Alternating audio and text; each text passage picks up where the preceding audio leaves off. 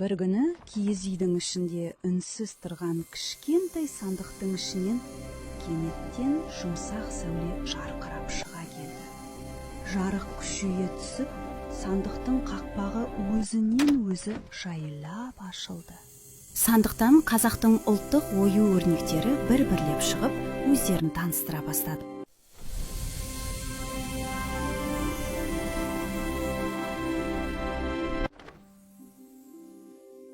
Мен қошқар мүйіз оюымын. Мен қошқардың мүйізіне ұқсаймын. Мені текеметті, сырмақты, кіленді әшекейлеуде қолданады.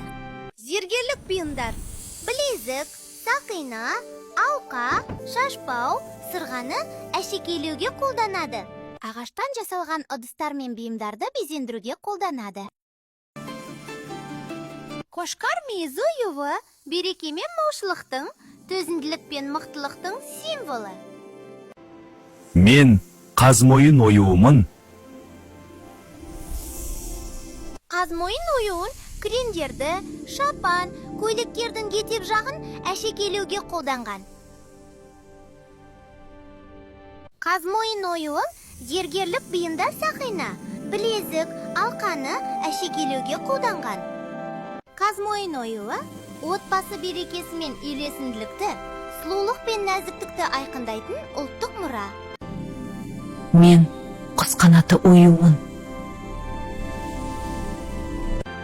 Мен құстың қанатына ұқсаймын. Құс қанаты оюы көбіне киіз үй жабдықтарында, сандықтарда, текемет пен сырмақтарда, ұлттық киімдерде кездеседі. Құс қанаты оюы қазақ халқының еркін рухын, табиғатпен үйлесімін және көркемдік танымын айқын бейнелейтін ұлттық қазына. Ұлттық ою-өрнектер біздің асыл мұрамыз. Олар қазақ халқының тарихын, дүниетанымын